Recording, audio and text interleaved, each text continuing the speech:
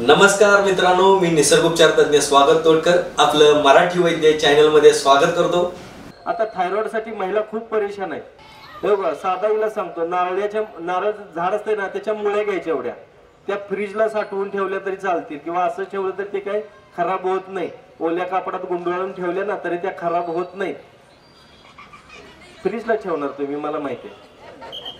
तर ते नारळाची मुळे आहे ना, ती घ्यायचे एवढे एवढे दोन बोटाच्या पेरा, म्हणजे एका बोटाच्या दोन पेरा इतके साधारण 4 ते भाग करायचे त्याचे। ते एक तांब्याभर पाण्यात टाकायचं, उकळवायचं, कोमट झालं की पाणी, हे कोमट म्हणजे जरा कोमटपेक्षा वरती, गडगड गडगड करायचं, थुंकून टाकायचं, गडगड करायचं, थुंकून टाकायचं। 2 महिने न चुकता करायचं। लाईट मध्ये जर काय प्रॉब्लेम आला तर कधी तोडकर संजीवनी तुमच्यासाठी 24 तास सुरू आहे, हे लक्षात ठेवायचं। काही प्रॉब्लेम नाही, 2 महिन्यात ओके करून बघा आणि मग सांगा। हे पण सांगतो, ज्यांना अजून सांगतो शुगरची औषधं चालू आहेत, त्याने हळूहळू हळू करत ना, हे जर घरगुती उपाय आणि व्यायाम जर योग्य प्रकारे केला तर तुम्हाला बऱ्यापैकी तुम्ही शुगर मधनं सुद्धा बाहेर पडू शकता। इतर मुंगी रोज साखर खाते, हाय गाव शुगर तिला, ती जाती का तपासायला? बघा की अहो, मी जरा साखर खातोय, मला हाय रोज। हा, आणि शुगर म्हणजे काय हो? साखर तयार होती का अंगात?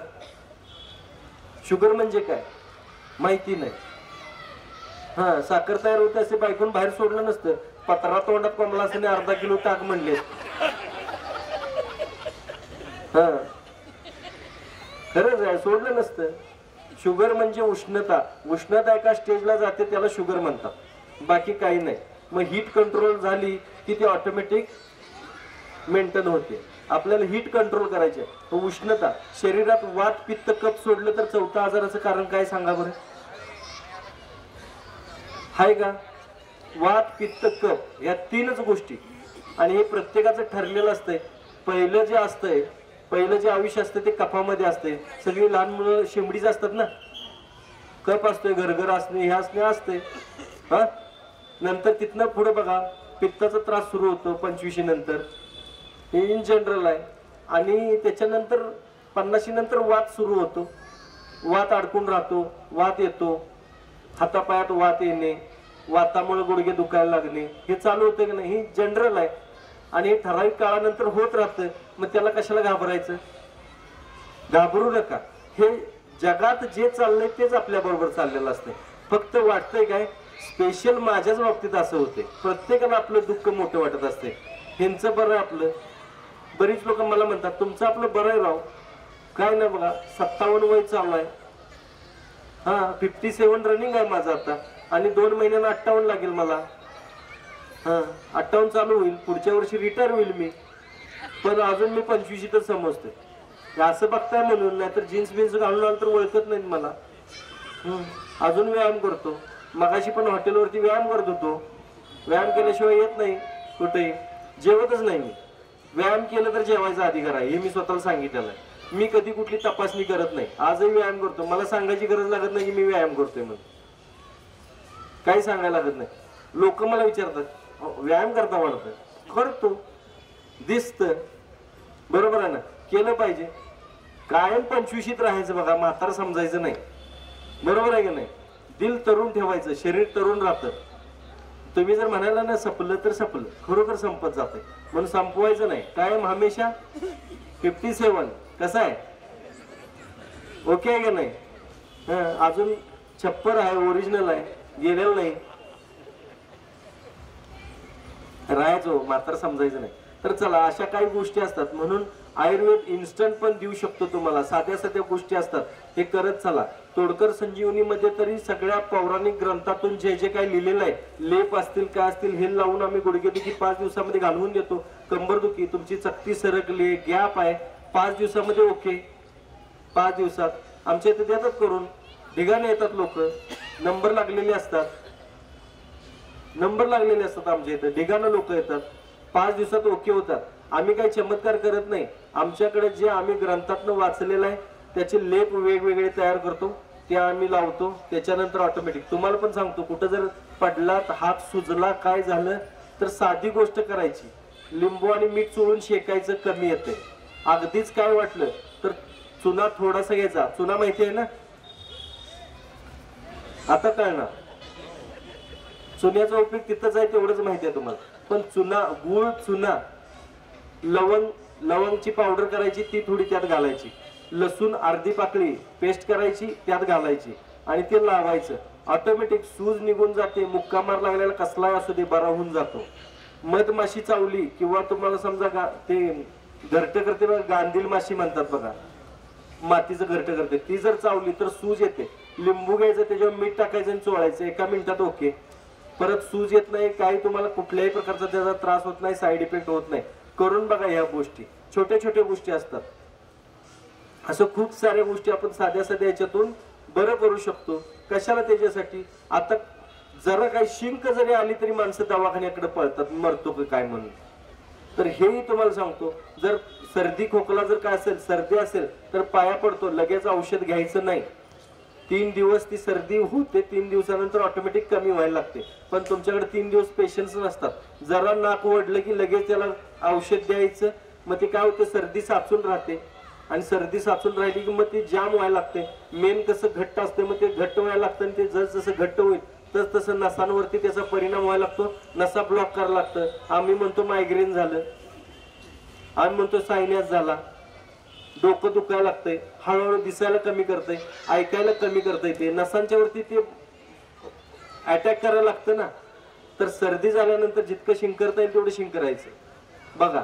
आणि सायनस वगैरे हे जर काय असेल, गुळ आणि सुंठ समप्रमाणात उघडायचं, त्याच्यात थोडं पाणी टाकायचं, कोमट करायचं, नाकात सोडायचं, ओढायचं जोरात. ओढल्यानंतर लगेच जे साठलेलं आहे ती सर्दी सगळी लगेच वितळून बाहेर येते. शिंकरायचं, अर्ध्या तासातच क्लिअर. खोकला असेल 5 दिवस औषध घ्यायचं नाही, खोकायचं, आलेला कप टाकून द्यायचा. नाहीतर मग ते कसं होते, नंतर श्वसन संस्थेचे आजार चालू होतात. नंतर दमा लागायला लागणे, दमा होणे, हे आपल्याला वाटतंय अस्वस्थ होणे, हे नंतर होते. 5 दिवस काय घ्यायचं नाही. 6व्या दिवशी सकाळी उठायचं, तांब्याभर पाण्यामध्ये मीठ घालायचं, भरपूर 2 चमचे मीठ घाला. आता म्हणा मला बीपीचा त्रास आहे, काय मरत नाही त्यानं. 2 चमचे मीठ घालायचं, पाणी प्यायचं, लगेच उलटी होते. उलटी झाली की झाला बघा ओके, काही गरज नाही. अगदीच जर काय वाटलं तर कडुलिंबाचं जे हे आहे ना, ज्यांना शुगर आहे, बीपी आहे, त्यांनी काय करायचं, विस्तवावरती कडुलिंबाची आणि घाणेरी माहिती आहे, घाणेरीची पानं टाकायची, त्याचं धूप घ्यायचं. ऑटोमॅटिक तुमचा सर्दी खोकला सगळंच गायब होऊन जातंय. करून बघा या गोष्टी एका वेळेत. ह्याच्यापेक्षा फास्ट काय पाहिजे तुम्हाला? एकदा फक्त करायचं आहे ते, एकदा एका वेळेतच गायब.